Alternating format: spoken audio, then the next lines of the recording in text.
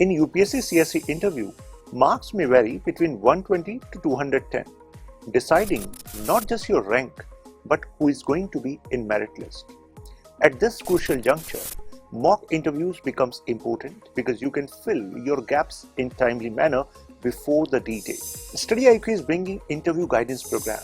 There will be a panel of esteemed panelists and bureaucrats who are going to analyze your DAF in a detailed manner so that you can be provided with apt feedbacks. Interviews are starting on 2nd April. There will be 2 mocks in physical settings. You can shoot your DAF on the mail given below. India world's largest democracy, और democracy को चलाने के लिए we need effective fiscal policy, यानी government जो tax हम पर लगाती है और जो रेवेन्यूज कलेक्ट हुए उसको किस तरीके से स्पेंड किया जाता है। और इस महत्वपूर्ण जिम्मेदारी की कमान संभाल चुके हैं आज के हमारे guest, former finance secretary to government of India, former executive director to World Bank, mister SC Garg. Welcome to the show, sir. Thank you. My name is Shashank Tyagi, and currently I'm associated with StudyIQ as faculty, political science and international relations. So I lead my vertical there. Nice meeting you. Yeah, and before that I was working with Office of Minister Social Welfare as consultant. So I've worked on National Social Assistance Program, ICDS, ICPS. Yeah. Fantastic. So thank you, sir. Sir, जिस moment पे हम ये interview कर रहे हैं, so UPSC has released the dates. From 5th April to 25th May, UPSC is conducting interview for Civil Service Exam. 1823 candidates are going to appear. So इस interview में sir हम 3 segments रखते हैं। पहले जो हम interview पर आपके जो experience रहे हैं, तो आप कुछ share कीजिएगा students के साथ। तो हमें students ने questions भेजे हैं और हम जरिया हैं उन सवालों को आप तक पहुंचाने का।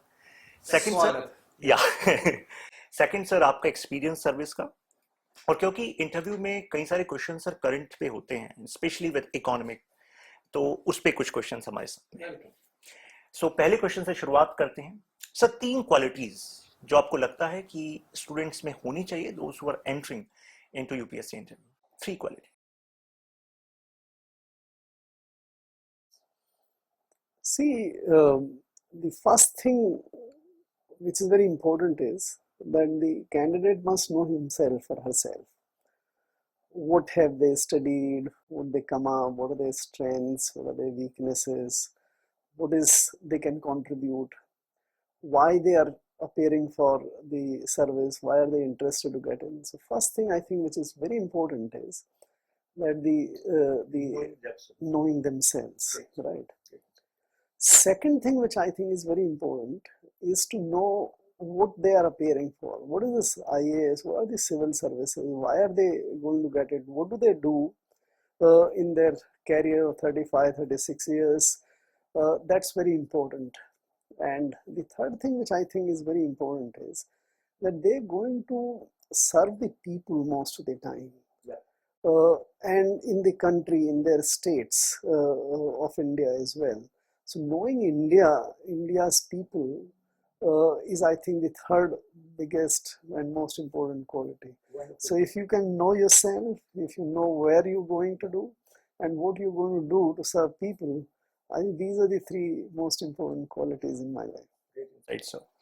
Second question sir है कि कई बार students pressure में होते हैं, they are nervous as well as excited, तो कई बार continuously 2-3 questions का जवाब वो गलत दे देते हैं, तो ऐसे में क्या वो करें कि they can get back on the track when they are in the interview?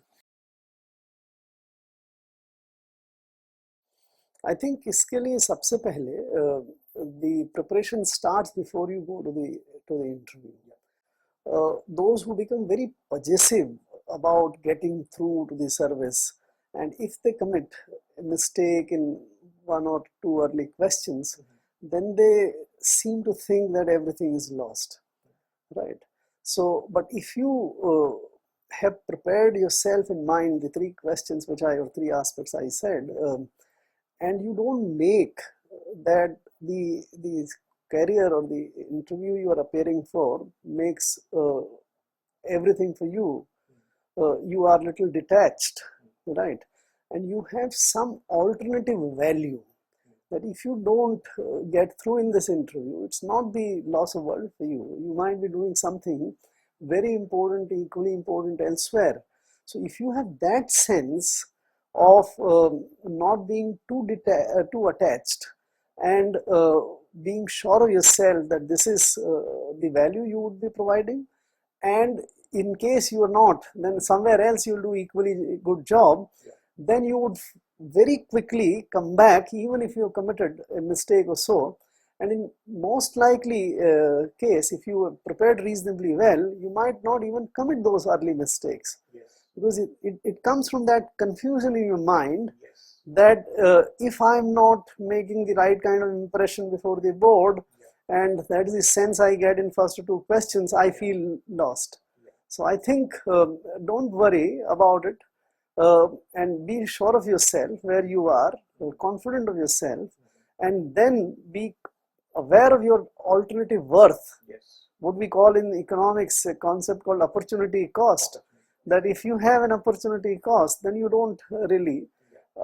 If I can cite my own example, so I had passed through the cost and works accounting examination, topping in the country. I was working with Oil India, which was a excellent company at that stage.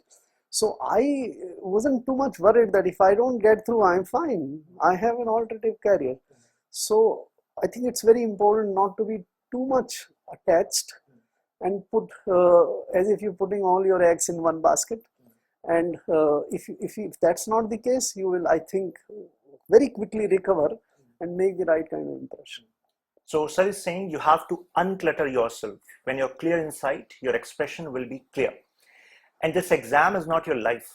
You have way more to achieve. So, but some students are there who actually give themselves, totally to this career, means to this preparation. Means there are students who give 6 years of their life to this exam. And when it comes to their educational background, so they don't hone skills, which are required to enter into any professional background. So although we know that it can be achieved, it can be gathered, in due time. लेकिन sir उनका जो उस time mindset होता है वो ऐसा होता है कि यही है सब कुछ है, और अगर ये नहीं है तो जिंदगी खत्म है. So your suggestion is whenever someone is entering into this preparation, so they should have some alternative skill set, on which they should work. That is what you are saying? Make this as your weakness. That if I remember for the UPSC, for about 750 seats, lakhs of people compete. They are also like you and me. They are maybe a little bit 19-20 type of question, but all of them are quite gifted, talented people. Getting through amongst 10 lakh people who start out into final 750 or even final 150 into the IAS, etc., is not your exclusive right, right? And many things can happen, which sometimes even the brightest of the students may not get through. So because of the systemic issues and many other kind of things. So anybody who makes it as their life soul game and thinks that his success or failure depends upon getting through or not getting through, actually is starting with a big handicap. He is actually making himself or herself far more fallible and at risk than anybody else. So I would be very clear in my advice that don't make the civil services as the sole and the only aim of your life. So there are some mistakes which students might do which may trigger the board. So can you pinpoint कि ऐसा तो बिल्कुल नहीं करना चाहिए? See, very clearly, don't try to outsmart or act over smart. Be authentic. Be authentic, be clear, give an impression that there is a serious person, there is a person with gravitas. He is not out there to sort of hoodwink or smart. The guys on the other side are very experienced. They have seen through the life, and many of them might actually have sat through as an interview at some point of their career.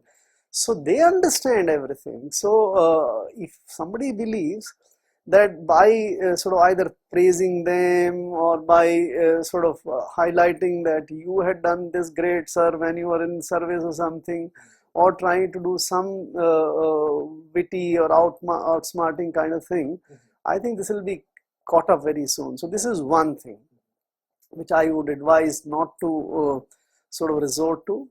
The second thing is, don't try to overshow your knowledge or a skill, because if you are not actually deep into that, you will be caught up very soon.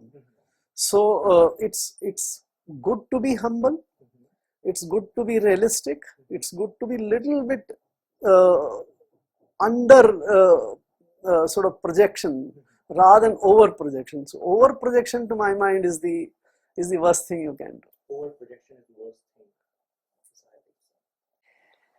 So there are mixed feelings among students. Some are excited as well as nervous. So how should actually they deal with it psychology? Although, sir, you have answered this in the first question itself, but do we have some tips and tricks they can actually have in this last lap of their preparation? Quite right. So that earlier when I said is about building the basic mindset and the alternative worth, which gives you fundamentally strong sort of sense of how you want to face things. But what you just asked is a little more tactical. On the day when you arrive in the interview, there are certain emotions running in your mind. And how do you actually face, you may not be knowing certain things which might come up as a surprise.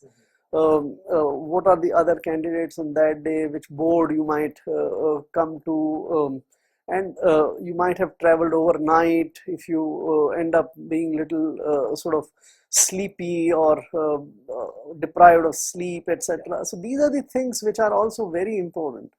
Be calm, collected, and some of the students I see preparing even until the last moment, when they are entering into UP examination hall or in the interview, they're still reading. That shows the excessively anxious mind. That's bad. You should have very cool mind, very calm mind, very happy mind. In fact, it might be a little unconventional advice. On the day of the interview, just don't read anything.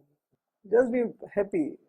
And so that might give you a better kind of exposure there rather than somebody who is worried. Being worried is one of the worst things to go into the interview. Wonderful advice, sir. Thank you. Yeah, so one more question is, as you said, sir, they need to actually give up reading on the last day. But if they have this 1.5 months, so in this time, they should focus on revising what they have studied across the subjects, because in interview, UPSC also asks question on optional as well, on subjects as well.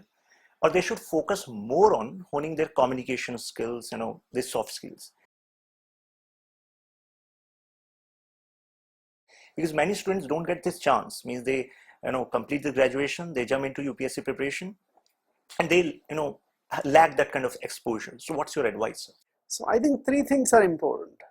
Number one, you are something. You might be an engineer, you might be a doctor, you might be a chartered accountant, you might be an art student. So you are you. So there is a certain package in you. So about that package, you should be thoroughly good. That might be actually assessed by someone, that if you are a psychology student, do you understand psychology well?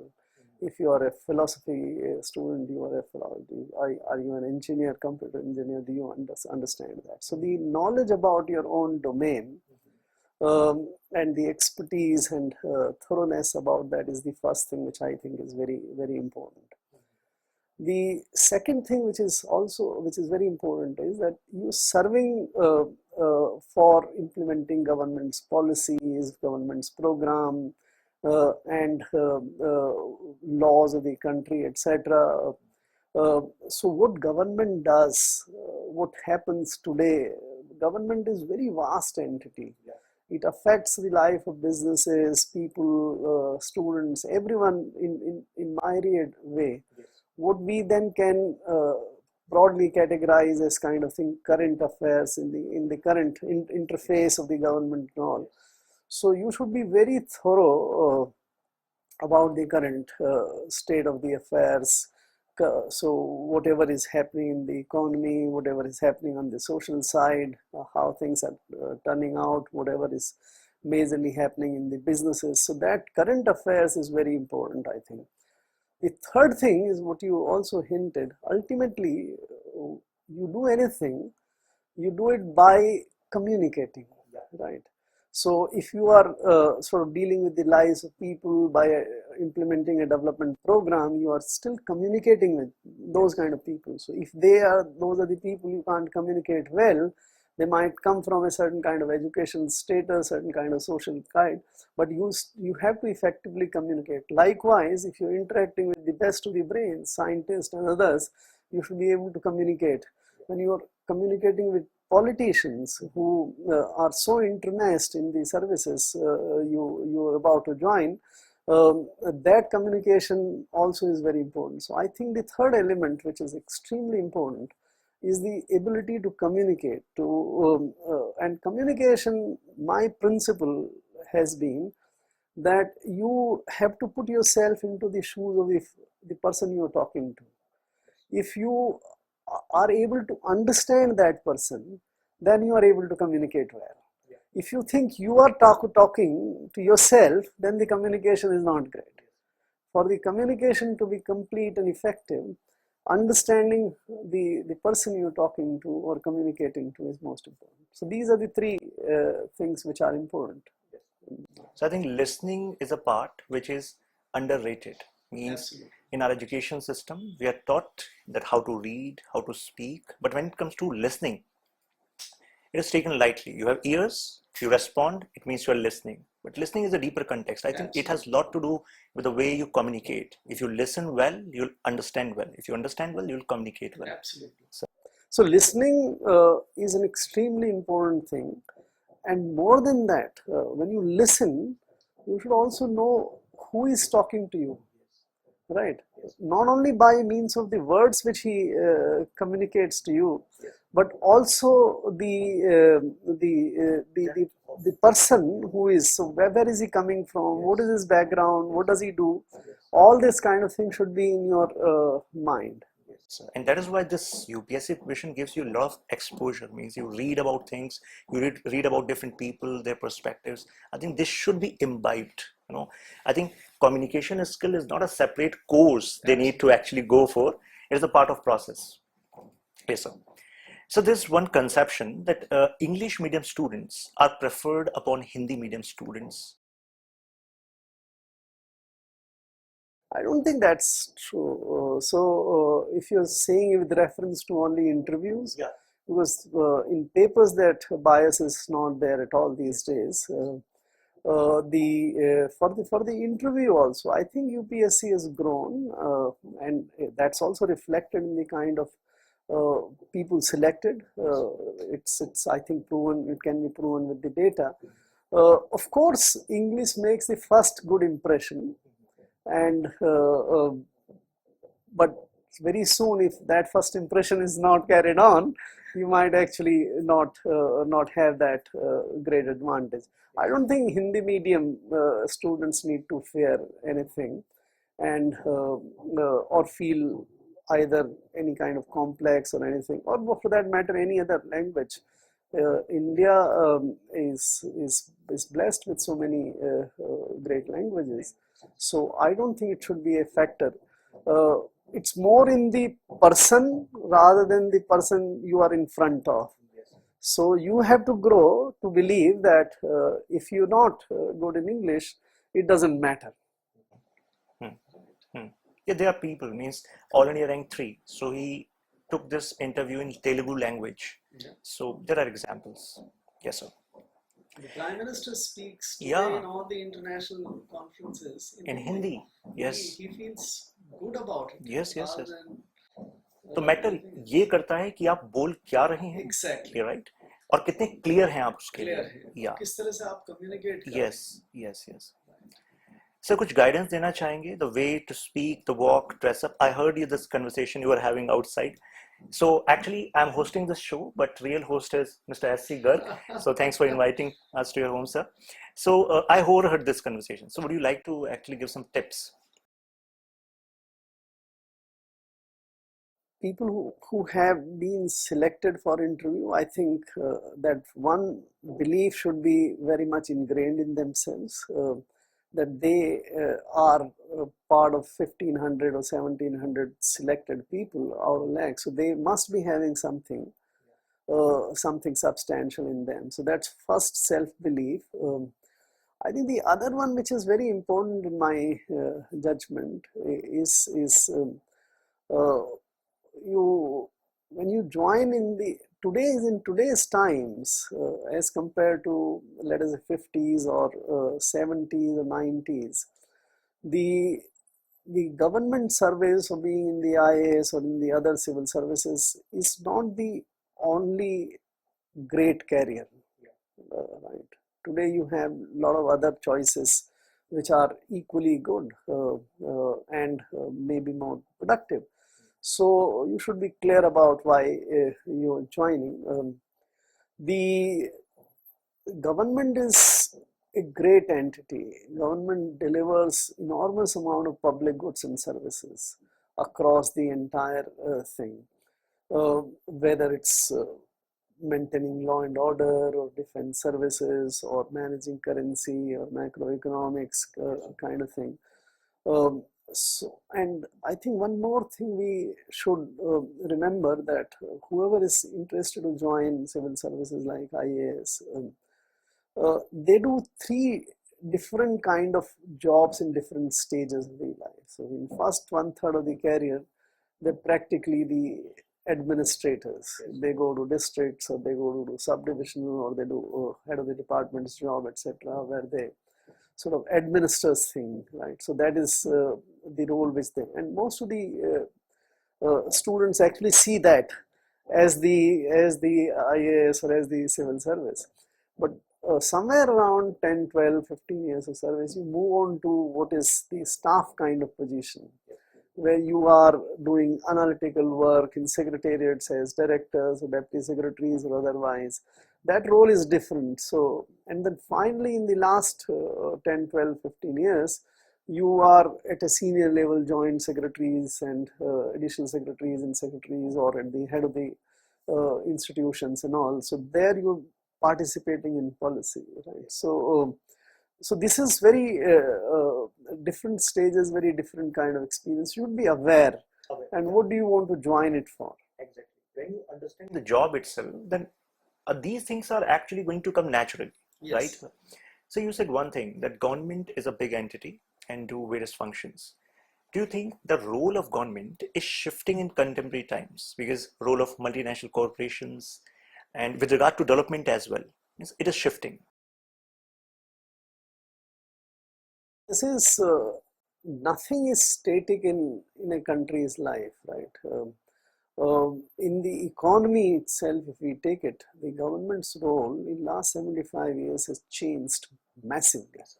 So those who were there in early 50s, India did not have any public sector. Whatever was produced in the economy was produced in the private sector. At the time of independence, we had only 2 major public sector entities. One was the post office and the other one was the railways, right? And then the decisions, major policy decisions were taken that we will have a commanding height of economies in the public sector. The private sector was excluded, and the public sector simply sort of grew monstrously, if I may say so. And next, and that phase was also accompanied by nationalizations and the of the private entities in banking, insurance, elsewhere, right? So from 50s to the 80s or middle 80s, the entire system was very different. And those civil servants who joined there were expected to do a very different kind of job, right? come late 80s and the reforms of 90s, the economy changed. Yes. The role of the government changed. The private sector was allowed, public sector was started to be sort of contained, no more nationalizations took place and things like that. And for next 15-20 years, 25 years, a different set of working was there in the economy. And for last couple of years now, beginning was made in 2003-4, we are now on the other side. We are privatizing the public sector, etc., and getting the private goods and services produced in the private sector, and the government is trying to get out of the business of business. Yes. Right. So that is the minimum government, maximum governance. The basic principle is that let the government focus on the public goods and services, the task of the governance, rather than running the businesses and the private enterprises. So it keeps on changing from time to time. Nothing is permanent. You mentioned about the multinationals. That also relates to a basic policy view you take about permitting foreign investments, the trade, the tariff policies, etc. So there is a lot of changes which have, and in the day and age of today, where it's a globalized world, where digital virtual world can make you realize that you're not living in any particular territory, and millions of Indians today work outside as well. So, and others work in India. So I think lot keeps on changing, and civil servants should also be prepared to be for that particular time slice in the nation's life. So since things are changing, so attributes which are required in a civil servant, they also need to change. Absolutely. So interview board must be looking about different attributes, means like they were looking in 1980s, so they must be looking different set of aspects. So can you say put some light what aspects they could be? See, one thing which is very clear and which has perhaps remained constant in last 70-75 years is that the IAS in particular is an integrationist service, right? It cuts across, it works across all the spectrum of the work of the government, right? It works with the people, so people in different walks of life, different. So that is one thing. Whereas many of our other central services are more specialized kind of services. So whether you're in revenue service or in the account service or in railways or telecom, so there's little more of specialization. It's not complete specialization. Taxation services of the revenue are as good a general service as elsewhere, but then there is a lot of specialist work which you do. And therefore, the integrationist aspect, this is reflected in what you do in law, accounts, finance, budget, and things like that. So that remains, but the content of that integration work also changed. So today, the civil servants are privatizing. They're privatizing BPCLs, Air Indias. The civil servants of 50 years back were actually nationalizing. They were nationalizing Tatas and they were nationalizing the insurance companies and others and banks, right? So different types, but the skills still of the integrationist remains more. So I think I would say that realize that you are a general purpose specialist. You are not specialist, and therefore you must know the country, people, and the politicians very well to work in the service. But at the same time, it offers you enormous amount of specialization in certain areas. So if your instinct is more to do with on the social side, you want to work with tribals, you want to work with rural people, you want to work with aged people, handicapped, others. And so your heart is more towards the socialist side. Do well. You can choose. This offers you enormous opportunity to do it. If your heart and mind and abilities are more towards, let us say, public health, you can serve more there, or on the economic side you can. So I think this is the great service opportunity which you have. You can do the overall integrationist kind of work, or you can also and or I wouldn't say or and or you can also do the certain kind of specialist work. So, yeah, sir is saying it's an integrationist service. So, service, first of all, it should be clear to you, you are there to serve. Exactly. Right? And you should be adaptive about it. If things are changing, new challenges are coming up, you have to be ready for that. This preparation is already offer you what are the challenges they are. So, you need to prepare for that. Right, sir? So, now some questions are quite general in nature, but this is many students have this doubt that they don't get chance to actually hone some hobbies. So जैसे अब जब उनको DF fill करना होता है, then they reach out to faculties कि sir अब hobby में क्या fill करें? So अभी तक कोई hobby नहीं बनाई. So hobbies, extracurricular activities. So आपको क्या लगता है sir? Is it means they should actually fabricate something? As you said, no fabrication is required. अब वो hobbies और extracurriculars में नहीं है, तो what should they do? They have to mention. I think many students face this question, right? Because many of them are so focused on preparing for examinations, etc., that they don't really have any time and inclination to cultivate the hobbies. Hobbies, to my mind, come more when you have sort of little more time from your main responsibilities and all. Maybe you would be able to cultivate hobbies once you are in the service.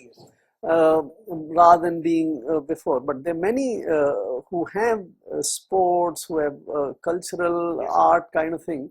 So my advice would be, if you don't have any hobby as such, in the sense in which hobby is understood, you might as well mention very clearly that I am currently focused on basically the studies. Study is my hobby itself.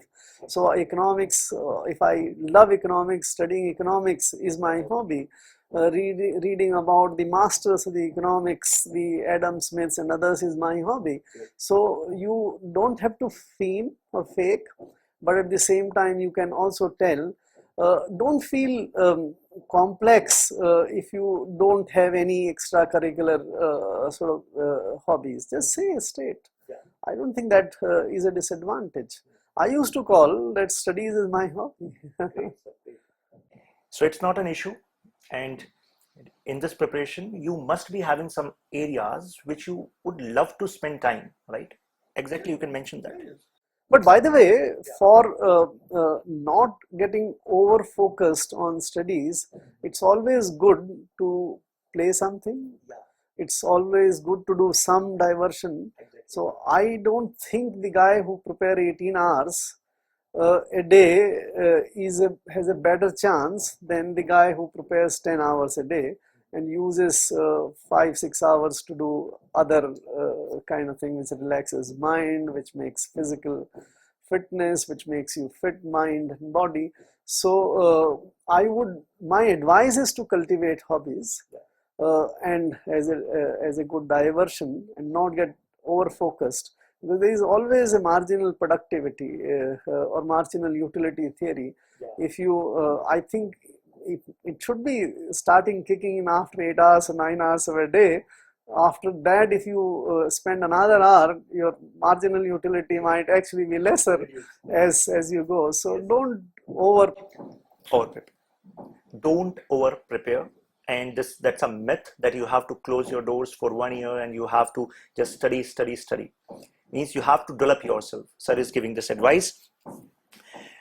Sir, some students who remain on sidelines from being polished in attributes needed for clearing UPSC, जैसे lack of resources हैं in some areas, there's lack of right environment. तो कई students ऐसे होते हैं जिनको सही time पर सही guidance नहीं मिल पाती. So ऐसे में, what I feel that a big chunk of Indian youth means we are not able to tap their potential. So should we do something about it? See, I am very conscious of the fact that the talent is very well dispersed, right? But the information about the opportunities is not that very well dispersed. So what you are saying has a real problem. Those who are talented may not be even knowing and may not be aware of how they can fashion or hone their talent and do it. So there is a problem. But at the same time, in today's world, the means of knowing have become much more easier than any time earlier. The today's digital revolution virtually takes every kind of information to every corner of India. Today's villages are not remote villages. Today's poor are not so deprived. The telecom tariffs and the Wi-Fi and those kinds come absolutely cheap today. So the constraints are also reducing. So I think what we need to do is to do both sides. One, the talent guys should also seek out, and the other one is the institutions who should be able to find. You see, there are lots of shows which happen these days, and they discover enormous amount of talent which is there. So whether it's in music, whether it's in wrestling, whether it's in any other sports activity, similarly you can organize ways to hunt the talent wherever it is, and it should be hunted and brought up. So it should be an effective collaboration between civil society and government to actually build some such programs so that we can actually give that opportunity. This means people are not deprived of information, at this point of time. Thanks for your comments, sir. So it was wonderful having you in this show. Thanks for contributing. It is going to provide immense value to the aspirants who are preparing or who are going to prepare. Thank you, sir, once again. Thank you very much, sir. Thank you, sir. Pleasure talking to you. Thank I you, hope sir. this turns out to be something useful for people. Definitely, sir. Thank you. Thanks. In UPSC CSE interview, marks may vary between 120 to 210, deciding not just your rank, but who is going to be in merit list. At this crucial juncture, mock interviews becomes important because you can fill your gaps in timely manner before the D-Day. StudyIQ is bringing interview guidance program. There will be a panel of esteemed panelists and bureaucrats who are going to analyze your DAF in a detailed manner so that you can be provided with apt feedbacks.